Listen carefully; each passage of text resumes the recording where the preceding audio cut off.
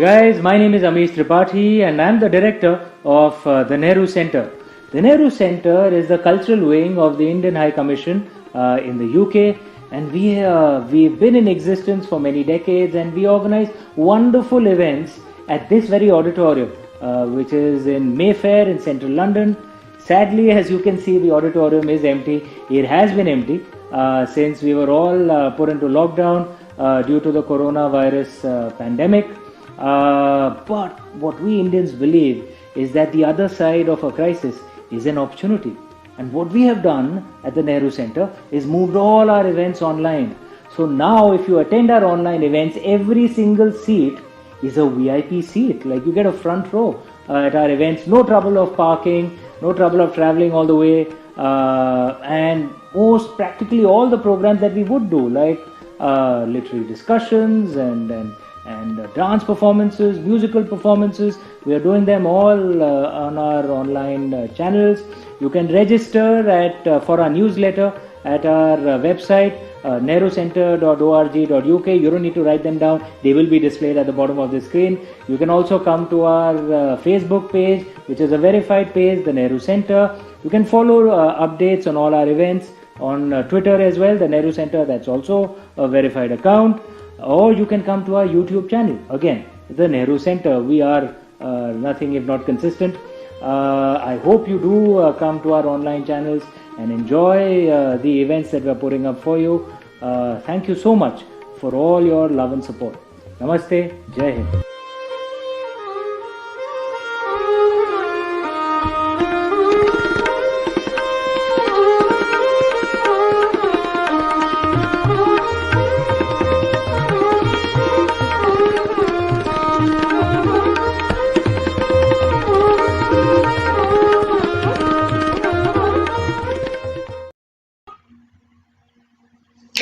Namaskar and welcome to today's program.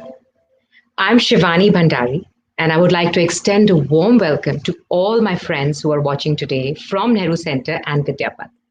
But before we move further and I introduce the artist and the events today, I would like to extend a warm welcome to Shri Amish Tripathi, the director of Nehru Centre, to say a few words for today's event. Hi guys, this is Amish. I'm the director of the Nehru Centre. One of the things that I believe is that the Nehru Centre should not just be a place where the West comes to meet India. It should also be a place where India goes to meet the West. And it is for this particular reason that I'm very happy and proud of the program that the Centre is putting up today.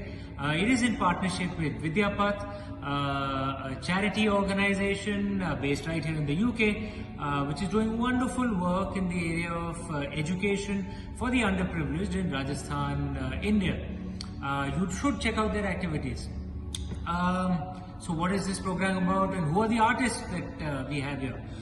So the first one that I want to speak of is José Agudo, a brilliant dancer and choreographer who's taken the fiery Spanish dance form of Flamenco all over the world.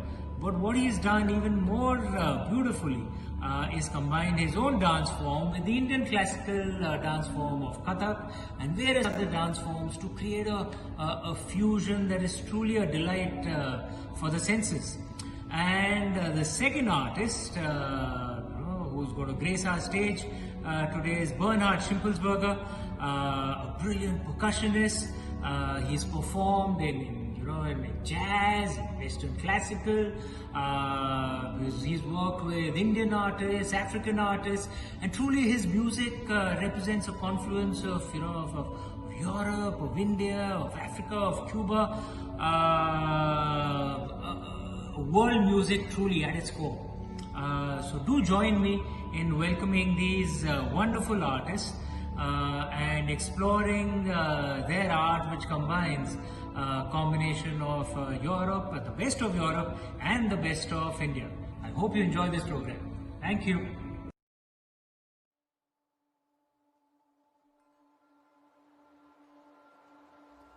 Vidyapath, meaning the journey of education in Sanskrit, is a UK charity that has been set up to provide qualitative and well-rounded education to the children from underprivileged backgrounds. Our school in Jaipur, Gyan Vidya Mandir, currently has 400 girls and boys from ages 4 to 18 years. They come from families where even 2 square meals a day is a privilege. The original building of the school was reconstructed to create a conducive environment to study and high caliber teachers hired to give a quality education, otherwise unaffordable for these children, giving them a better chance at life and social mobility opportunities. The school also provides them with free uniform, books, and a well-balanced afternoon meal. We aim to create an awareness of our work and also raise funds by facilitating art and cultural events in the UK. We continuously endeavour to do our part, and if you would like to become a part of this journey with us, then visit our website, where you can get all the information. A small contribution on your part can be life-changing for our children.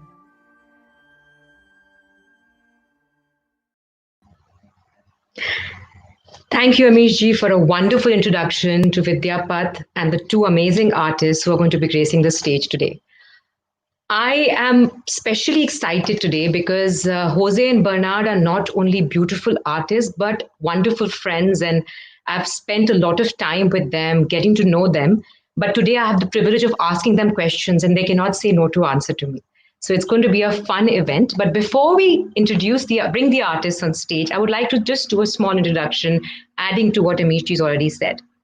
So Jose Agudo started his career in Andalusia, where he began performing as a flamenco dancer. Slowly, the world of contemporary dance became more visible as he worked throughout Europe performing with Charleroi Dancer and Ballet de Marseille, excuse my French, Trash, Shobna Dressing Dance Company, and Akram Khan Dance Company.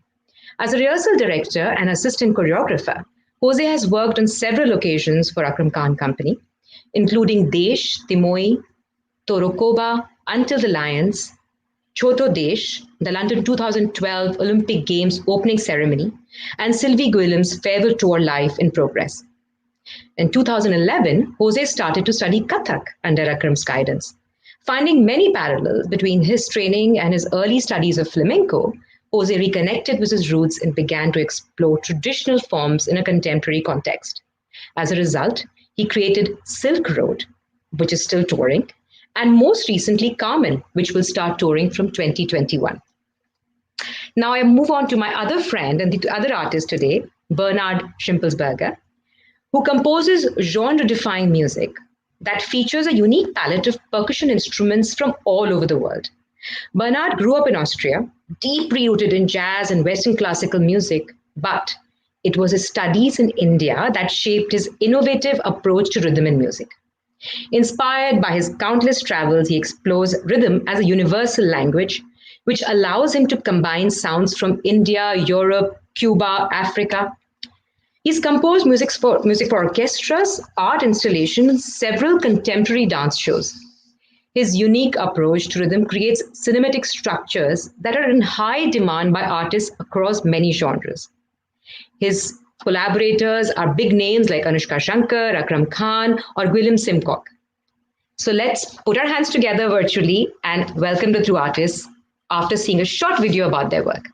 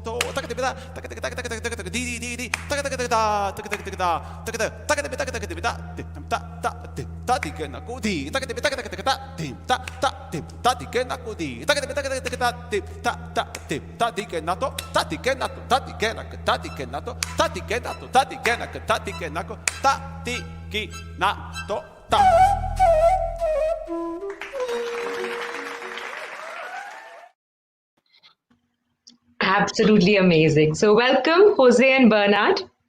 How are you guys doing today? Namaste. How are you guys doing today? Let's start with Jose. Jose, what are you up to? What are you guys doing together somewhere? I don't know where you guys are. We would love to know what you're doing. Are you composing something new? Hello, Shivani, and welcome everyone. Yes, we are in Bernhard Place in his studio. Where is it, Bernhard? We are in North London at the moment, and we want to give a big shout out, in fact, to the Hindu Cultural Society in North London, where I am staying and where you can see my music studio. And I know that the society is also connected to the Nehru Centre, in fact, through cultural events that have happened in the past. So big shout out to the Hindu Cultural Society and to the Nehru Centre, and hello to everybody from here. Oh, great. So you're at the Hindu Cultural Society, and that's amazing. That's a great place for art and culture to start with. So it's a good ambience you guys are in right now. Beautiful. And plans, lots of deities, lots of gods also live here with us. And we have Dole classes in Hindi. Well, not at the moment, but generally there's quite a lot of cultural classes as well. So yes, it's a great atmosphere. Great place. That's great. So we're all feeling divine now. So I would like to ask you guys some questions, as you know, and as I promised, they will be all decent questions. Nothing which will put you on the spot. So actually, I told a lot of the dancers know that today we're having a conversation with Jose and Bernhard, and so I was getting a lot of messages. Oh, I would like to know this about Jose, and I would like to know that about Bernhard, including a whole lot of questions I have for you guys. And a lot of people see performing together as well. So I think we might be here for a little more than an hour, but I think we have a cutoff point at 7 p.m. So we'll try to get through as much as possible. Otherwise, you can put your number down on the chat here for people to message you directly if there's any questions left. Okay, so let's start with you, Jose, since we established that you are my favorite, according to Bernhard, but that's not the truth. So the question for you, Jose, is where did you start having this love affair with dance? Which is your first dance experience that you remember going all the way back to Spain? Cool. So also out of Spain, and I was in a theater group, amateur theater group with my auntie, and so we were doing theater. I have to say, words, delivering words, it wasn't my thing. I enjoy it, but and I like the idea of being exposed and make a show. And I really enjoy all of that. But one day he decided to do West Side Story, Michael Jackson, Fred Astaire and Ginger Roger, Singing in the Rain, all of those. West Side Story thing, and all the dance, and I just fell in love. We didn't have any teacher. We just learned. The teacher was the videos, because my auntie, the director, she wasn't a trained dancer, but that was the beginning. Simple. Wow. So can I'm sure a lot of dancers who are watching you. They cannot imagine Jose Agudo dancing in West Side Story at Once Upon a Time. I think that would be. I hope we can find a video of that and watch it sometime. That would be awesome. Yeah. And that was my beginning when I was a teenager. Yeah, when I was 15, 16. That was when I found my passion. And then it was. I didn't know how to. My family, I don't come from. My family is not in relation into art, so I didn't know how to master the education, for dance. I wasn't until 2 years after, when I was 18, before going to university, that I saw this flamenco show, and I went to this gentleman, and I wasn't particularly fascinated by flamenco, but I saw this show, and then I was like, oh wow, this is quite amazing. So I went to this gentleman who is doing the flamenco show. His name is Antonio Vallejo, and I said, I want to learn. I don't have money. I don't know how to do it. And he said, look, come to my place. We will sort it out. And thanks to him, I became a professional dancer. Wow. So you've just answered my second question, which was going to be about how did flamenco come into your life. So thank you for that. And I'm going to move on to Bernhard now. Of course, we know you're from Austria and you're a musician, but did you always want to be a musician? When you were a child, is there something else you were exploring, or how did music happen to you? For me, it was pretty much music all the way. I started to play with my parents. So my parents are amateur musicians, and my father's a piano tuner. So my father plays guitar and piano, and my mother plays piano. Everybody in the family plays piano. So we had these sessions. I mean, there are photos of all me and my brother on the piano when we were 2 years old. But I think a lot of kids have that. They sit by the piano and they bash around. But then when we were 5, 6, 7, at that time, we had jam sessions. I do remember my dad with the guitar and my mom on the piano, and so that was really early. And then when I was 10, 11, I started to get fixed on music. And when I was 14, I had the conversation with my parents. Usually people have this conversation when they are 18 after university. Are you going to study law? You're going to study law, right? No, Dad. I'm going to be a musician. Big crowd in the family. But I had this discussion with 14. So when I was like 16 and 17, it was already clear. Like my parents already knew that they had no chance of influencing me. I can just imagine Bernhard being a lawyer or a doctor. Can you even think about that right now? Like, not anything but a musician. I mean, it would be quite an interesting thing to watch for us, just like watching José in West Side Story. So, José, I'm going to come back to you. I read somewhere that you were part of a community for a while called Gitano community in Spain. Am I right in pronouncing that? Say it again. Gitano community. There was a community which you joined to learn flamenco. Was it a community of dancers? Just if you could tell us a little bit more about the history and the cultural aspect of flamenco and what took you to become a part of that community.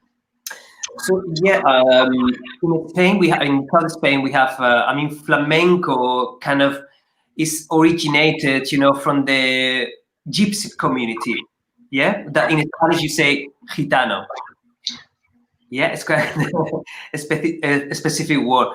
So when I went with Antonio Vallejo, my master, my teacher, he took me into a place that was kind of quite scary. The gypsies, they deal with drugs, they deal with many interesting things to make a living, and I went into the quite interesting place, Well, I was 18, and I used to dance with little girls, 10 years old, and they used to tell me, if you touch me, I'm going to kill you.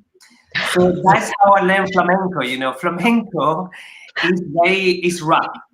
Flamenco is a culture of coming from the street, coming from a very deep, very deep dialogue, and very direct. So from the beginning, I learned, from the essence, I was very lucky for me actually to learn the very basic rhythms, very basic things, but my teacher, he just taught me really well. He is an amazing man, and he's having an amazing school now in my city that my sister is learning now from him. So amazing. Oh. When you tell me about you living in a community and learning an art form, it almost sounds like a gurukul, like what we have in India, where the students will live in a community of dancers to learn the dance. And that's what makes it so universal, the whole language, that the gurukul concept, or where you stay and learn from your guru, stays is as much prevalent in Spain as it's in India. Which brings me to you, Bernhard. You had a bit of a gurukul experience when you moved from flew all the way from Austria to India to learn from your Guruji, Suresh Talwalkarji. What was the shift? I mean, you were a jazz, Western classical musician. What attracted you to India, apart from the food, of course? The food is my everlasting love, of course. Well, I was playing jazz, so I was already playing improvised music, you can say, which is the relationship with Indian classical music because it's improvised. And I was actually very interested in complex rhythms. Now, if I look back, I played a lot of complex jazz, actually, especially at the age of 14 and 15, which is not really what you do. You play more like more that kind of stuff. So I think I had an inclination towards that, the more intellectual side of things. And then I actually met my Guruji in Austria in a workshop. And I didn't know anything of India, really, not a lot. I just knew that he was the teacher of Trilok Gurtu. For everybody out there who knows Trilok Gurtuji's work, he's a pioneering percussionist, drummer. And my Guruji, Sureshji, he was teaching Trilok. So I was like, that's totally crazy, I mean, Trilokji is he's a legend, he's a master. How can you have a teacher, What will that teacher have to be like? And that was and I went to the workshop and I met him there. And then really we had this strong bond, which will maybe be a little bit too long to explain now, but we had a really strong bond. And in fact, he opened the door. He actually said to me that he would like to see my father and my mother and have a word with them. And we were all like, wow, what does that mean? And he basically said, your son can come to India and learn properly. So it was a beautiful way. He in fact opened the door, and then of course I went through it, and then I went to India, and I've spent a lot of time with him. I was very lucky. That's amazing. So you had your own little Gurukul experience, which was in Pune, right? In Pune, yes. Yeah. So that brings me to Jose and talking about India and connection of India, how Europe connects with India in certain ways. I've read a lot of theories on flamenco. My favorite, of course, is that flamenco is from the gypsies of Rajasthan, because I'm from there in India. Which theory about flamenco do you actually connect to the most, and why? I mean, do you actually connect to one of the theories of origin of flamenco or not really? Well, if you go to South Spain, especially to South Spain, in Andalusia, and most of the rest of Spain as well, if you see the gypsies, a lot of families they've been following the idea. I don't maybe not anymore, but they've been following the idea of getting married with gypsies. So when you see gypsies in South Spain, I mean, they can be definitely Indian from the north of India, from Rajasthan. The kind of nose that they have, the color of the skin, they are not as pale as me, They have a lovely color. And just the way of expressing themselves, I would say they're quite, I would say more like the folklore people from the north of Rajasthan. That's great. I take it as a compliment, by the way, because I'm from Rajasthan. It's a compliment. I think that's something that took me into flamenco, because the beauty, of the beautiful gypsy woman, it's quite it's beautiful. You always say the right things, Jose, don't you? So I was thinking about what I'm going to ask you guys, what I don't know already about you, and this was one of the things which I didn't know about you both. But I was reminiscing about when I actually first met you both. Bernhard, who was actually known as Talis at that time, almost 15 years ago, was introduced to me by a common friend, dear Ashwini, who's a beautiful Kathak dancer. Okay. And we were at and she's written there, Bernhard, I remember you as a 16-year-old and as a fantastic artist. So Ashwini sent a comment for you, Bernhard, over there. I love Ashwini. She's amazing. She's not just an amazing person, but she's also an amazing dancer. Absolutely. Totally, I agree with you. So we were doing yeah, she's amazing for Kathak. Absolutely. So 3 cheers for Ashwini over there. So when Ashwini and I were doing a program for Academy called Extend, and we had to go to a hospital to perform. We were comparatively much younger at that time, and still our careers were taking off towards dance. And I remember we'd gone to a hospital ward and we were dancing in front of the patients. And Talis at that time was playing the djembe. And this was almost, 10, 15 years ago? And probably 10 years ago, yeah. From there, where we were just sitting there and we were standing there and we were dancing, there was this joy. We didn't have the fear of competition. I don't think we have a fear of competition now, but it was different because you're younger and you're just starting a career. And now you are the Bernhard Schimpelsberger, you are an internationally acclaimed artist. How has the journey been from Talis to today's Bernhard? Well, first of all, let me make it clear that I'm still a student of music and I always will be a student of music. So I don't feel any different than what I felt 15 or 20 years ago. It's just that our circumstances change, and we make more experiences and we also sort of live within the industry, we make this our livelihood. Well, firstly, about the Talis Bernhard shift, I keep it short, but it's a classic story where I was with a record company and they were like, you should have a name, you should have like an artist name. Because I was also, I released my first solo album on a very good jazz label when I was about 21. So it was like a big opportunity and these guys are like, you should have a short name and so on. Because I was working a lot with Indian music and rhythm, Talis was my nickname. So I said, okay, let's use this as an artist name. And which was there for a couple of years, and also at the time when we met. But I realized more and more, the more confident I got, that I was on my own path, that I could create something which was, true for myself. I realized that I didn't need an artist name.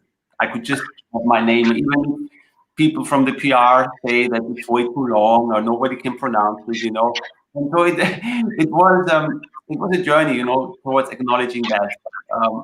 And in terms of, I guess, experiencing music, I still feel the same than that day when we were in the hospital. I mean, music, art, dance, they are the things that really they pour out of us, and they take over all this. All these this crap, that sometimes happens about jealousy and insecurities and so on. It's the music, it's the art that speaks. So when we do it, there's no other way, and just the sheer outpouring, and when you have somebody on the other side like yourself and Ashwini Tai, who are equally dedicated, then it's just a conversation. It's just a flow of energy. Absolutely. I think music has its own language, and I think as artists, we always feel so blessed to have met that journey and been on that journey, whether it's upwards or stable, anywhere, it's journey of the soul. Which now brings me to José. When I first met him, I went to do a workshop with José, believe it or not. I wanted to dabble into contemporary dance and wanted to just kind of explore a little bit away from Kathak, just to expand the horizon. And I was warned by people who'd done his workshop before that take a couple of changes of clothes throughout the day because you will be sweating like anything. And also, if you manage to get through all the 5 days of the workshop without quitting, then you should really be very proud of yourself. And I am very proud of myself because I didn't quit. It's a different matter that I had to take a break a lot of times in between that workshop. So José is a non-stop. He dances non-stop. And then I realized as I got to know José more, his love for Kathak. I think you are one of those people who dances Kathak from the soul.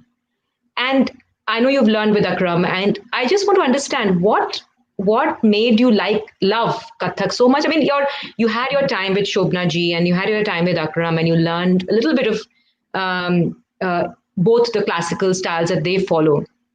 But what is it that attracted you so much to Kathak?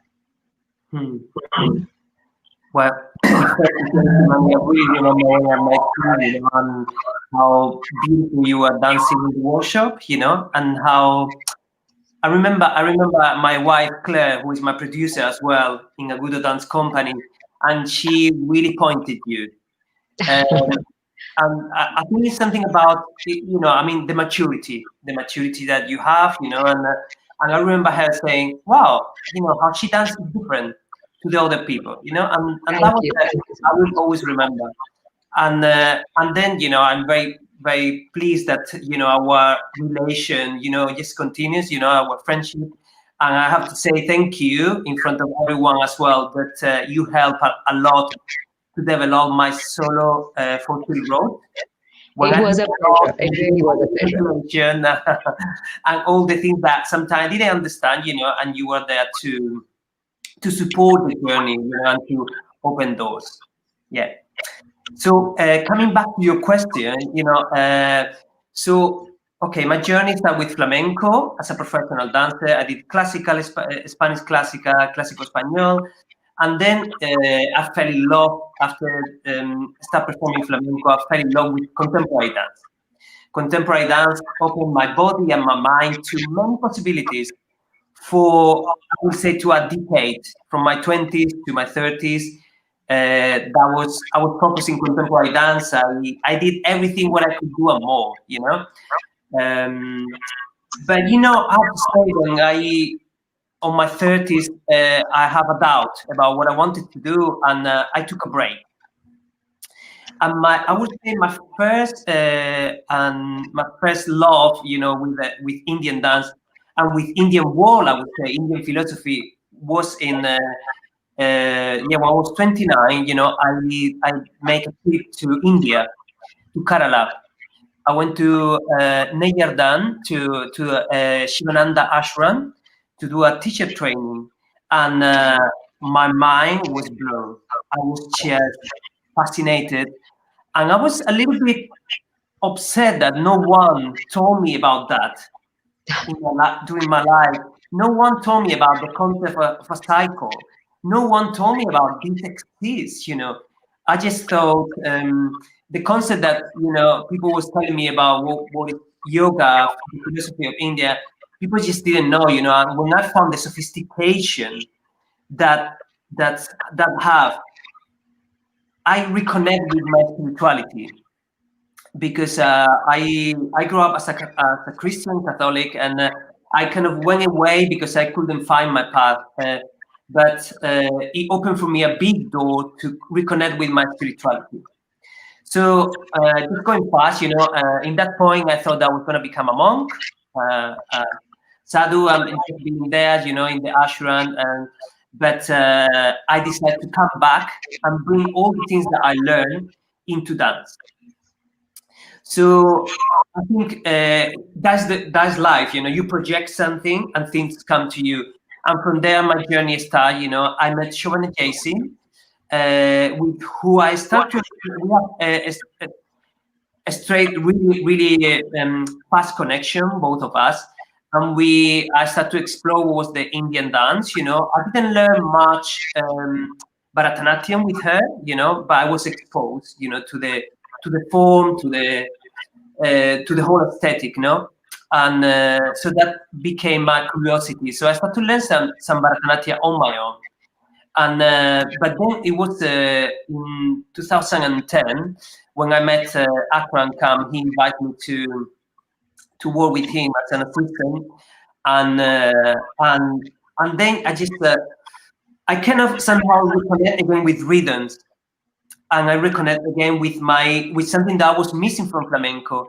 So I kind of I pull away from flamenco, and then Kathak and the Indian world make me come back to my roots. And then the rest is history. With Akram, I don't know if he considered me as a student but I learned things from him, and then I just training every day. I just train for the last 10 years. I've been training every day. I do my. It's very simple. I came back to my flamenco, so now I'm doing Kathak and flamenco every day, and now it's just part of me. It's part of my life, and I feel very fulfilled that is in my life. That's so touching to hear, and I think both of you would agree with me when I say that when we go back to our roots, that is where we will discover ourselves in dance and in music, whether it's Kathak or whether it's flamenco, whether it's Western classical or jazz. a lot of every guru I've worked with, and I've had the privilege of working with some very good teachers, they've all said that manage your roots well and you'll be able to rise into do anything that you want to do. And that is what Indian Vedas teaches about as well, which are so underexplored. But I will now come to a point, which is where you two come together. So you both have worked together in quite a few productions. But before we go into a conversation of that, I would request Vineet ji from backstage to play a video showing some work of José, where Bernhard's music will be playing on top. So you can see a confluence of the two. So Vineet ji. It's a birth of a new entity that needs tremendous amount of energy, care, and focus. Finding the roots of a personal story that become universal. Moving and reaching out, allowing us to examine our own lives and the way we live. In the moment of transformation, the story realized actions, rhythms, and emotions.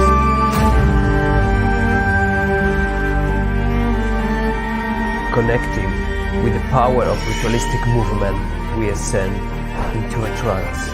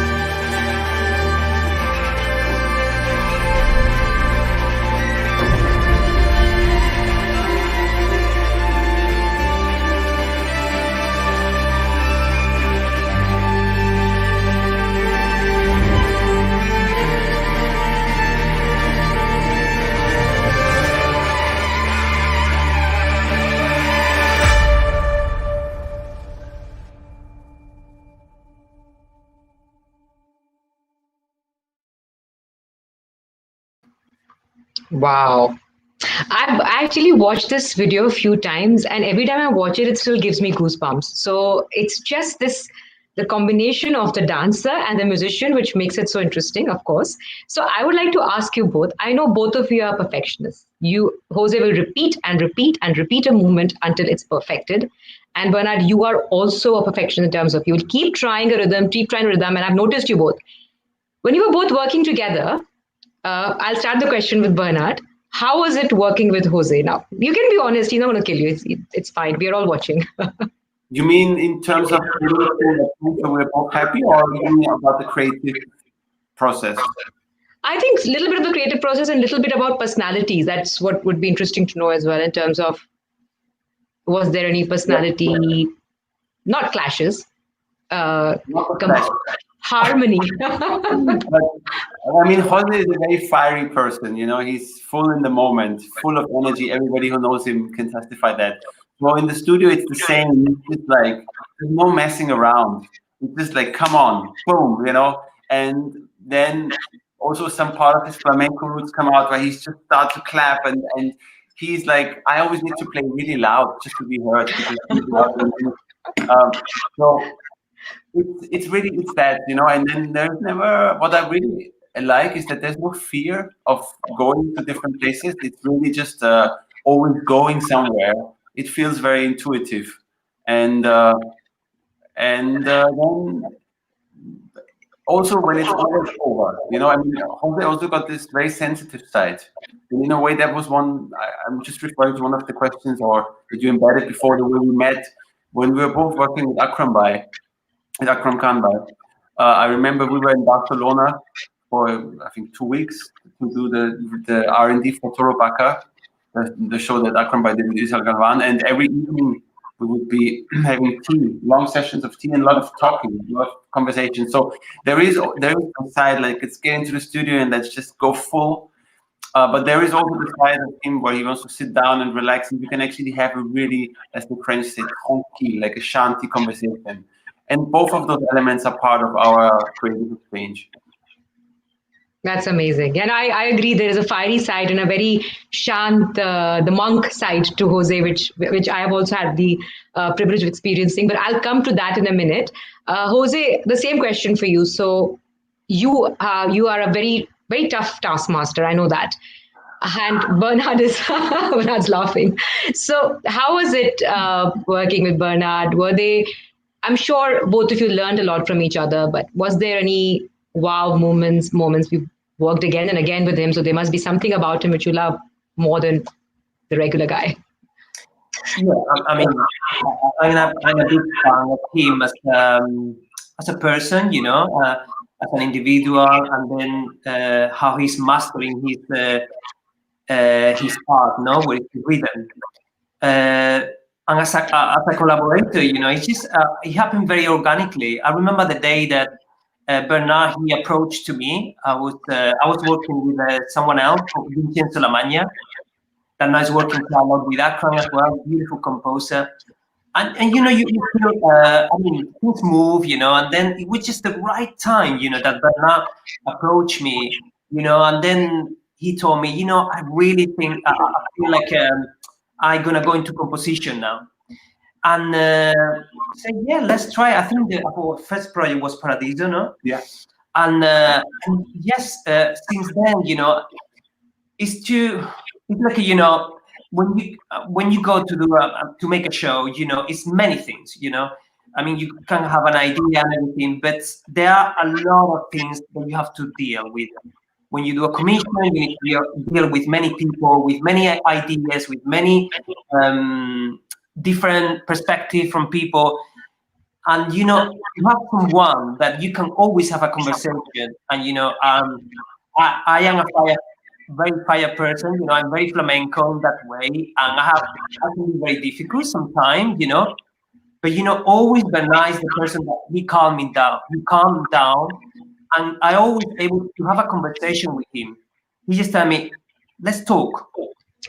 Always, each time we start a new project, he listens. We always talk for an hour, 2 hours. I start in one place and I finish in a different place. And that is because we are able to listen and respond to it. We are not reactive, but to listen. So for me, I feel safe. I feel safe to express myself. I feel safe to create. I feel safe to feel free. And I feel protected. I don't feel. I mean, of course, we all have our interests or whatever, but they're always a way of growing together. And that, for me, is the thing that matters. Conversation and keep growing together. That's amazing. And you talk about safety. I think as a dancer, when you're working with a musician, it is such a pleasure to feel safe with live music. You know that that while we do all the rehearsals in the world, when the music is live, you're with someone who knows you and will catch you. God forbid you fall in terms of, a rhythm is missed or a beat is missed or you forget a choreography. You need somebody who understands the way you work, right?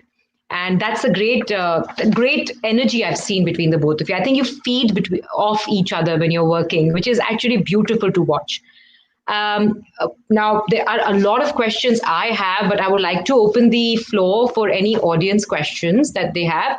And Vinitji will put them on for us. So there is a question from Vikas. How was your question for both? How was your time in India? How did you cope with a different culture, language, food, etc.? Any funny memories you'd like to share from your time in India? So, Bernhard, would you like to start with your answer? Sure. I went to India when I was 18 years old, and I remember, on a funny note, the first meal that we had, and Ashwini was there with us. We were at the Pune University. We started to rehearse music because we went on a tour. And for lunch, we had samosas and like sandwiches, with chutney and cucumber. It was a knockout. we just couldn't believe it. It was just like somebody poured petrol over us and started and lit the fire, you know. So that was my first experience there. And then maybe a second one is the language, of course, because I spent a lot of time in Pune and I was traveling a lot with my Guruji. And of course, I didn't speak any Marathi at that time. So I have listened to hundreds, thousands of hours of people talking in Marathi, you know. And of course, now I slowly started to understand more, but sometimes I do remember one incident where I went with him on my very first trip as well. I went with him to Kolhapur. Kolhapur is a bit south of Pune. And we were there for 3 days because he was teaching a workshop. And every evening we would be invited at students' houses, you know, full Indian hospitality, the big treatment, Guruji is coming, you know. And there was one moment when we were already out for the dinners, and then 4 or 5 hours, and then the students would bring us back to the guest house where we were staying. And then in front of the guest house, Guruji started to give a lecture in Marathi, and it must have been also at least an hour.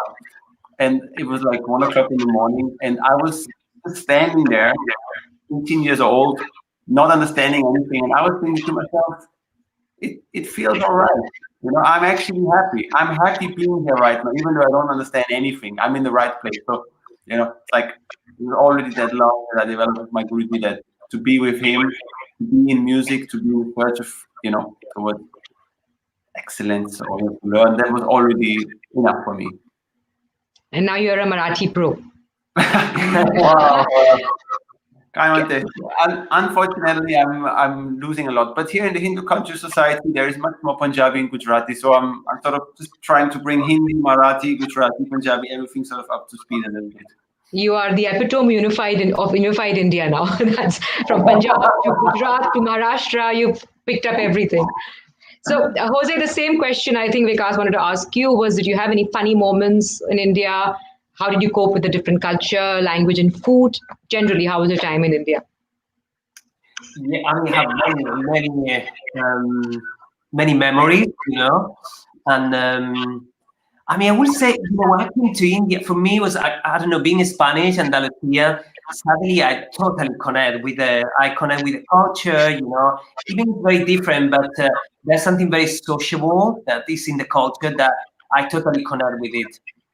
I remember in the ashram, you know, we took a tuk-tuk from Trivandrum airport, and it took just ages.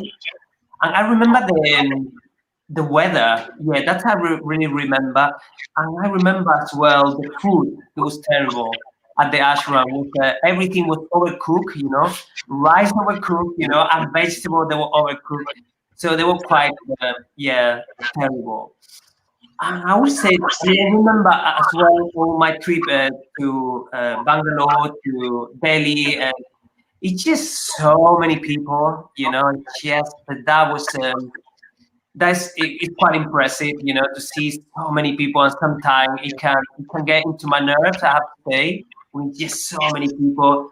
I mean, actually, one funny thing, I remember being in with my wife, being in a beach, you know, and you know, you have a lot of people coming in, they say, "Oh, what is your God name?" You know, I remember was so many people that in one moment I say, "Can you just leave me alone, everyone? Just leave me, you know, my name. You don't care." I said, "You don't care about my name, you know. You just want to talk, you know, and I want a moment of peace." So that's one, I guess. Peace is not what we are. The biggest nation of meditation and yoga, and we embrace everything that is about going inside, but peace is something we all can't live with. So we like the noise. I think when it's too silent, then India would feel very clinical. I think I enjoy the sounds of the country the most. But yes, from your perspective, I can understand where you're coming from. Only earlier today, we were talking about the sounds around a train station and the sounds of the train. We started developing a rhythm when we were just chatting backstage. So I know a lot of, if there are any questions, Vinitji will keep putting them forward for us. But I know a lot of people wanted to see a little speaking tal bowls from Bernhard and maybe a little dance movement from Jose. I know I'm asking for too but Well, shall we do? I can do a bit of recitation. Can you dance? It's okay. Let's do it. You can sing over here. I didn't intend to put you on the spot, but it is definitely a treat for the eyes for All everyone. right. Let me just protect my instruments because I know how José is here. So wanted to show the shoes, the flamenco shoes oh, lovely. that we won't use today, but if people, they are handmade in Spain. And you have nail here, the traditional way to do it, made in Madrid. And here you have a metal inside, otherwise it will break, because need the support. And it's a black boot. Wow. So that's where the beautiful sounds of flamenco come from. Yeah, what is very different. To wearing gumrus. I have to say, this one where it come from, Shivani? I am the culprit for bringing them to you. Yes, they are from my city, Jaipur, of course. Yeah, I love them. Oh. So for those of you who don't know, Bernhard plays many, many, many instruments. I mean, if you see him performing, you'll see he's surrounded by instruments. So after we see them performing, we'll probably ask Bernhard to choose two of his favorite children from the instruments. Yes, well, you can see at the back, just on that couple itself, there is part of my family. Today, José and I were working, in fact, together. So I've got my instrument in another room right now. But I'm gonna do a bit of recitation, of course, the singing, the syllables. But I'm also gonna use this drum. Let me see if you can see it. Yeah, we can see it. Which is called the kanjira, which is just one of the best drums in the world. It's from the south of India. I mean, the concept exists everywhere in the world. It's a frame drum essentially, but the Indian one has an incredible tone. Beautiful sound, yeah.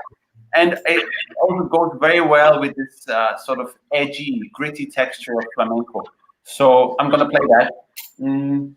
Shall we do a bit of bulería? Bulería, no? And you want to say something about the bulería? So we're gonna do a rhythm of bulería, where it's called palos, the different rhythms called palos in flamenco.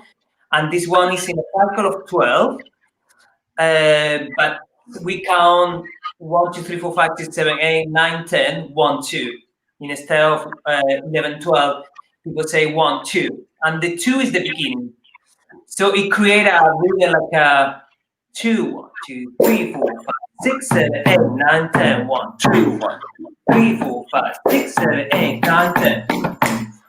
3, 4, 5, 6, 7, 8, 9, 10. And that's almost like a 3, like a vibe. 1, 2, 3, 1, 2, 3, 1, 2, 3, 1, 2, 3. 3, 4, 5, 6, 7, 8. 6, 7, 8, 10.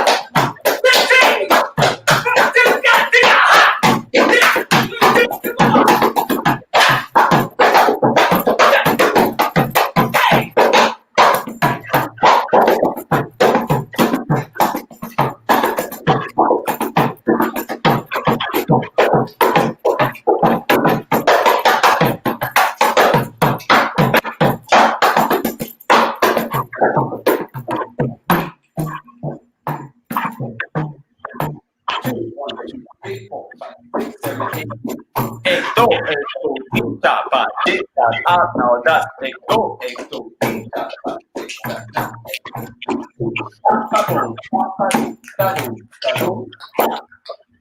Hey.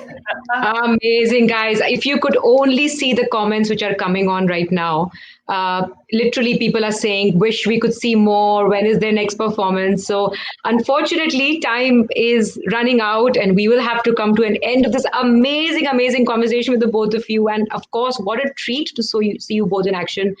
Jessel has said, what a treat. Sudha Agarwal is saying, what a treat. Amazing. We could see more from Shelja. And it seems like people want to see more. So, for my last question, when is the next performance? When everything is back to theatres and we can be reverting back to our normal life? When do we see you both together again? Carmen. So I think the next thing is Carmen for 2021. He will be touring from summer if everything is going all right. And in the meantime, we are working together. Yeah. Yes, we are working together for a new show, and that's very recent. So we are thinking about to do a show, just Bernhard and me.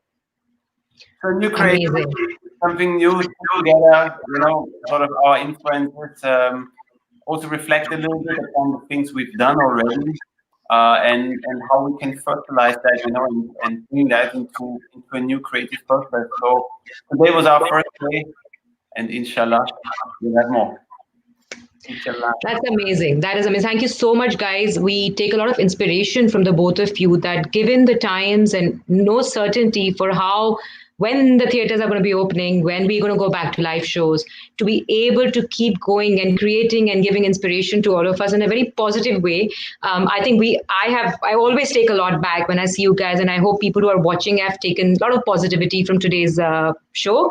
But we cannot finish before we thank a few people, and it's a short list here. Yes, we have a show. Hill Road is going to Spain, to Madrid, in November. So fingers crossed. Fingers crossed. It's going to happen. Nobody actually believes it's going to happen, but it's still on track. So the theaters are open in Spain, and that theater is called the Teatros del Canal, and we have a whole week of Silk Road. Oh my God, that would be a treat for anyone who's in Spain. It's worth taking a trip to Spain if it's not under quarantine and under not travelable places. So good luck with that, guys, and I hope it goes forward. With this, unfortunately, we come to an end of this wonderful conversation, journey, and of course, a treat to the eyes to watch Bernhard and José together in action. And thank you so much for everyone who are watching. Thank you to the Indian High Commission UK for giving us this platform to show our journey together, and Vidyapath for organizing this event today. The Nehru Centre, the director of the Nehru Centre, Amish Tripathi ji, the deputy director, Brij Guhare ji, programming assistant, Archana ji, and all the staff of the Nehru Centre, Sandeep ji, backstage support by Vineet Johri ji, who's been really, really helpful throughout the process, and for making some of the videos that he's put together today, along with Sham Dattani, another beautiful Kathak dancer who also dabbles with graphics, who's made some of the videos today that we have seen. And of course, the most amazing artist, José and Bernhard. Thank you so much. Namaskar. Have a good evening. Thank you. Thank you, Nehru Centre.